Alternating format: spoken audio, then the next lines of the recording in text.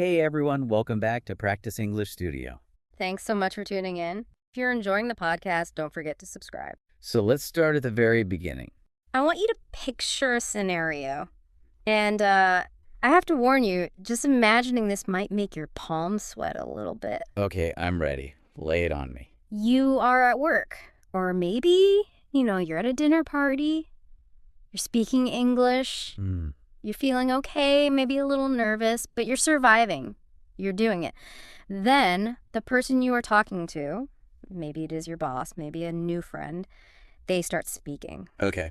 And they're speaking fast. Maybe they have a thick accent. Maybe there is background noise like coffee machines or traffic.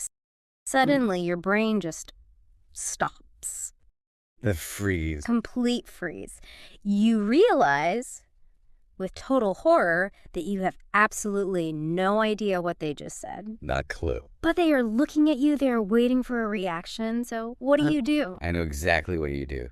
You smile, you look them in the eye, you nod your head confidently, and you say, yeah. Yes, Hollywood. The famous panic nod.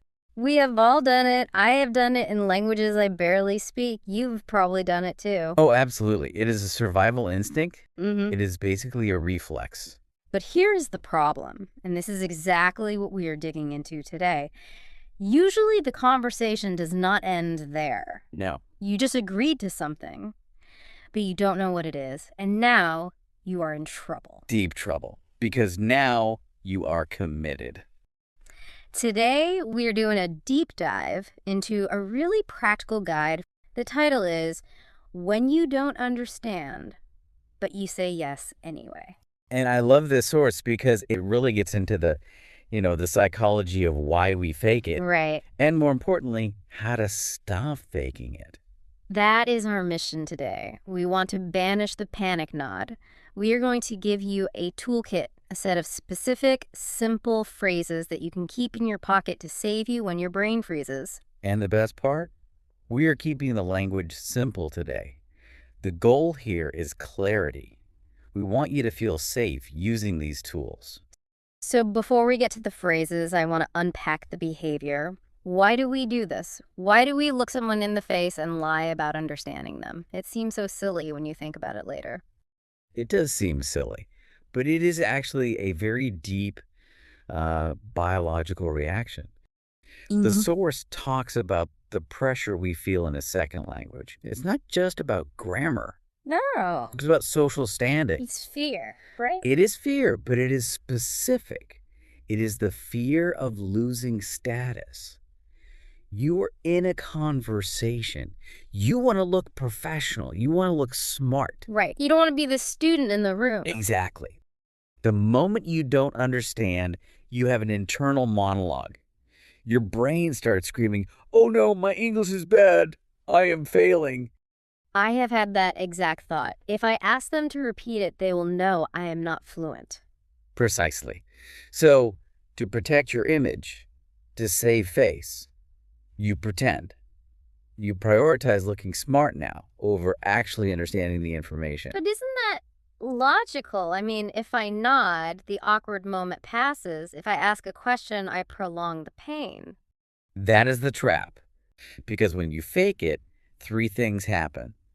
And they are all bad. Okay, walk us through the consequences. First, obviously you miss the information. You literally don't know what is happening. That is dangerous. Okay. Second, you look unprepared because you cannot respond correctly. Right. If they asked you a specific question and you just smile, that gets awkward fast. Very awkward. But the third thing is the most interesting. The embarrassment you feel later when you get caught faking it is 10 times worse than the embarrassment of just asking sorry in the moment. That is a really powerful point.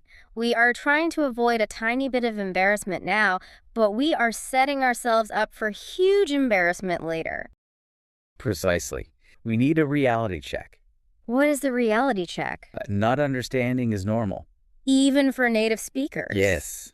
Think about it. If we're in a noisy bar or if someone mumbles, "I don't understand everything. I have to ask people to repeat themselves all the time." The problem isn't your ears. It's the fake yes. The problem is the fake yes. Speaking of the fake yes leading to disaster, a bit of a horror story. Oh, So this actually happened to a learner. Let's call him John. okay. John is in a conversation. Someone asks him a question. And John doesn't understand. Right. He catches maybe one word, but he misses the meaning. But John wants to be polite. He wants to be friendly. So he does the classic move. He smiles. He smiles warmly, nods his head, and says, yes, sure.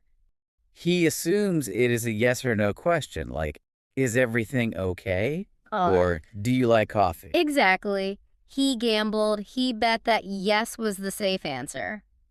But it wasn't. No. It turns out the question was something like, can you have the report finished by 8 a.m. tomorrow so we can present it to the client? Oh, no. Or maybe it was, we're meeting at the north entrance, not the south entrance. Is that okay? And by saying yes, he agreed to a plan he didn't know existed. Exactly. So the next day, John shows up at the wrong place, or he doesn't have the work done. And now he doesn't just look like someone with bad English. He looks unprofessional. He looks unreliable.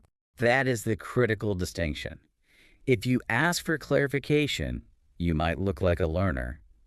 But if you fake it and fail, you look incompetent. That stings. Clarifying is better than pretending.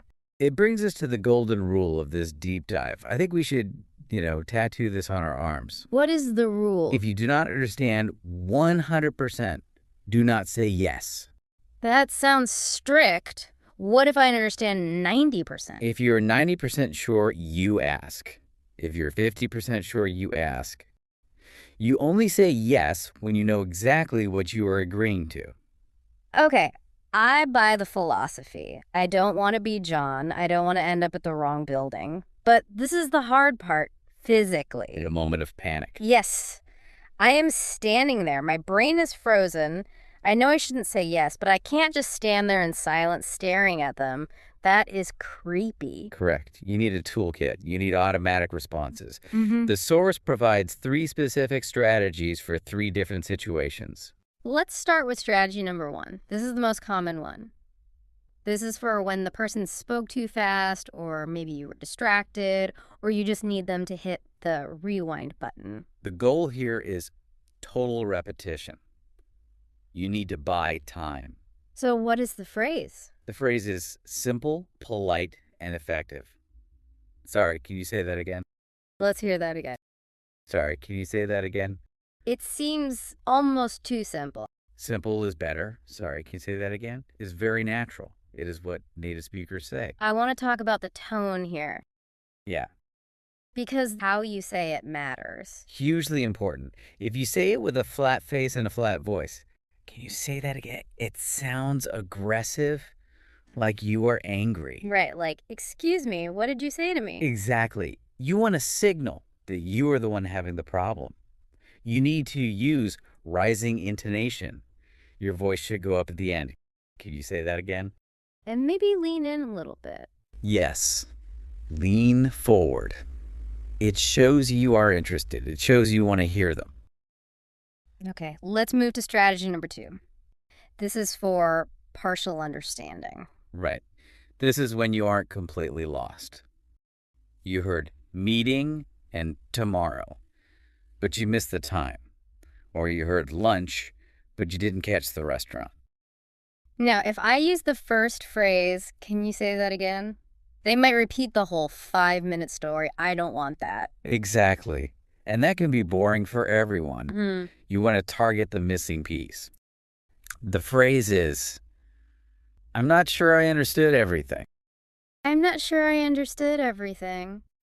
And then you follow it up with what you did understand. For example, I'm not sure I understood everything. We are meeting at the lobby, but what time? Oh, I like that. It is like a validation sandwich. You validate that you heard the main part, but you asked for the filling. Exactly. This is actually a very high-level communication skill. It's called active listening. But I have to play devil's advocate here. Some of our listeners might feel that saying, I didn't understand, makes them look weak. Doesn't it sound like an admission of failure? That is the fear talking again. This phrase sounds confident. How so? Think about it from a manager's perspective. If I am giving you instructions and you stop me and say, I'm not sure I understood everything, let me check the details, I trust you more. Because I care about getting it right. Exactly. You are taking responsibility for the communication.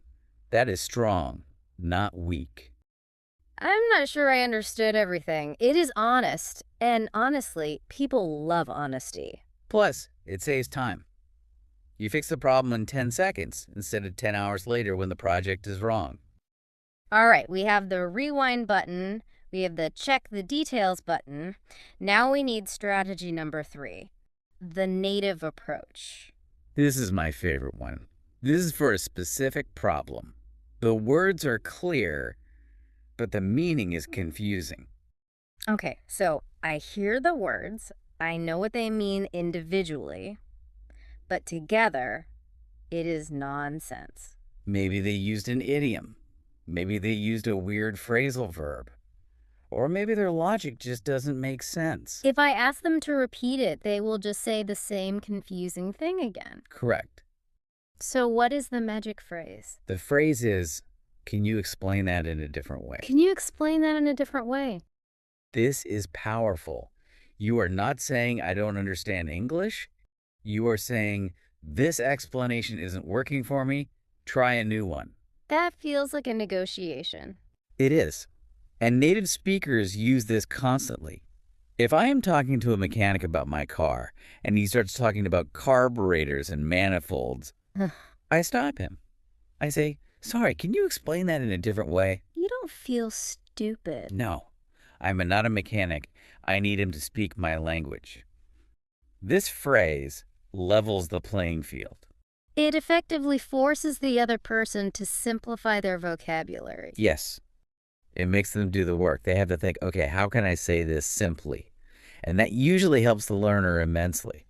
These 3 phrases are great. But the source mentions one more tool, a secret weapon to use before you even drop these phrases. Ah, the bridge phrases. What is a bridge phrase? It is a buffer. When you panic, your brain needs about 2 or 3 seconds to reboot. You need to buy that time without silence. Because silence feels like an eternity. It does. So you use a filler phrase.